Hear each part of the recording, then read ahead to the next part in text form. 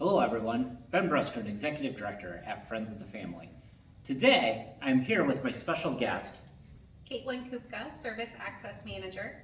who is going to talk with us a little bit about point in time count and just give you a little bit more detail on what it is and why it's important and how you can be a part of it. So, Caitlyn, thank you for joining me today. Yeah, anytime. Yeah, it's exciting, isn't it? Yes. We've really been looking forward to this. So we're just going to start, we're going to jump right into this. Point in time count, we refer to it as PIT. So if you hear us use the word PIT, that's where we're going to. Tell us a little bit about what is point in time count. So point in time count is an annual survey that is conducted by community providers, typically those that are also funded through HUD, since HUD is the organization that requires the data. What it is one night a year you go out and you count individuals that are experiencing homelessness, and you get them connected with needed services and potential program openings by doing a housing assessment. And so this year we're actually doing something special because we did a PIT count, point in time count, in January, but now we're going to do one in the summer. Why are we doing one this summer?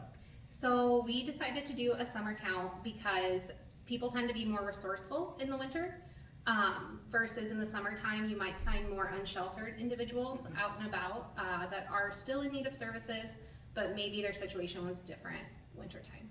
Yeah, yep. And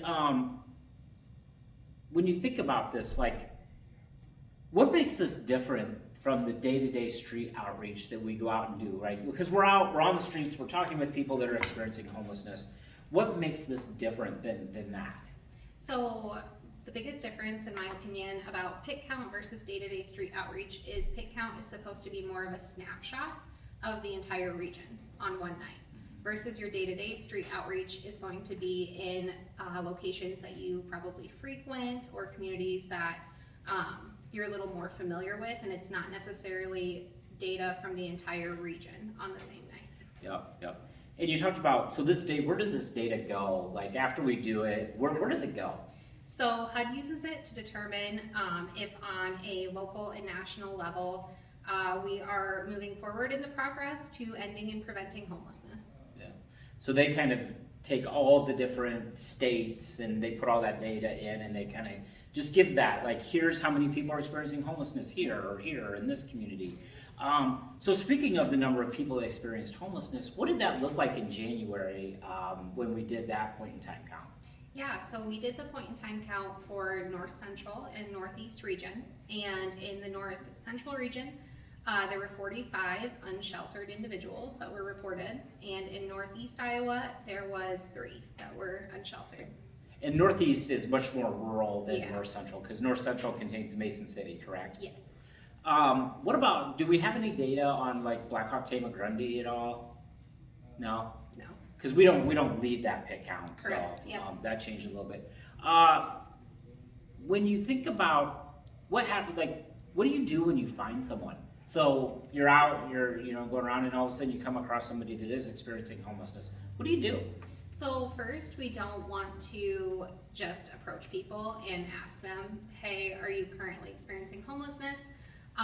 We approach people and we just explain who we are and what we're out doing. And then we ask them if they know anybody that might benefit from our services. 9 out of 10 times they're gonna say, hey, yes, that is me. What can you help me with? So we let them know that our services are free and confidential, and we don't share their information unless they give us permission to.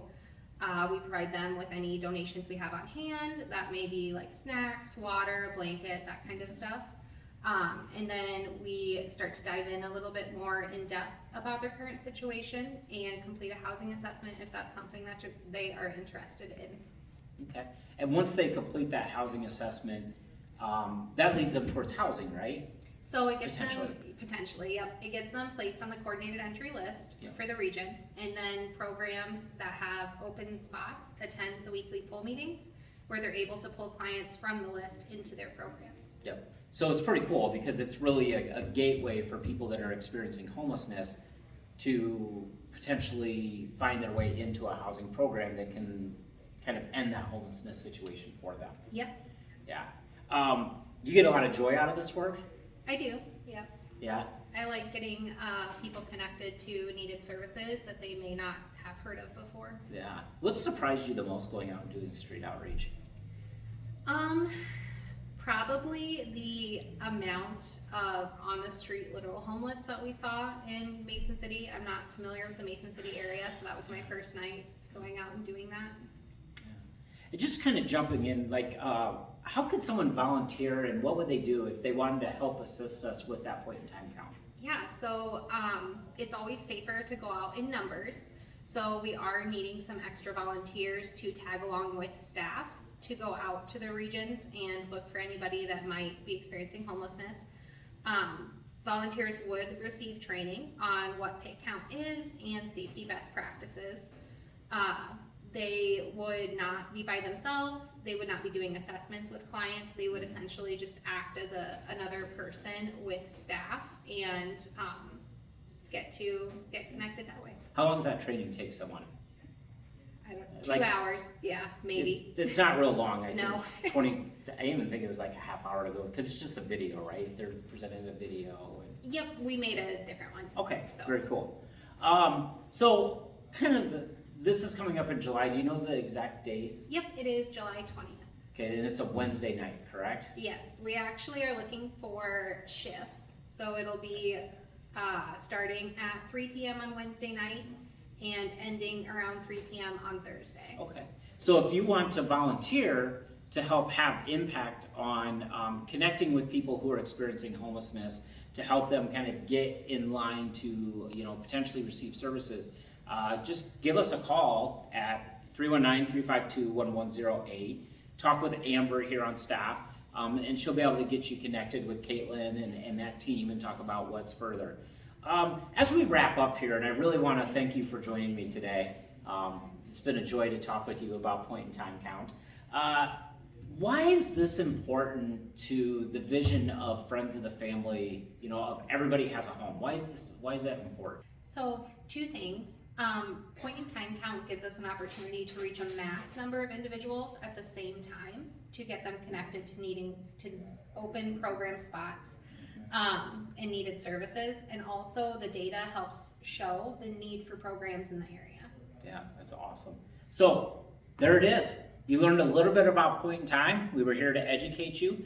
Join us in helping end homelessness, making sure that everybody has a home. Again, I'm Ben Brusker, Executive Director at Friends of the Family. I'm Caitlyn Kupka, Service Access Manager at Friends of the Family. Thank you for watching your video, and we look forward to talking to you again.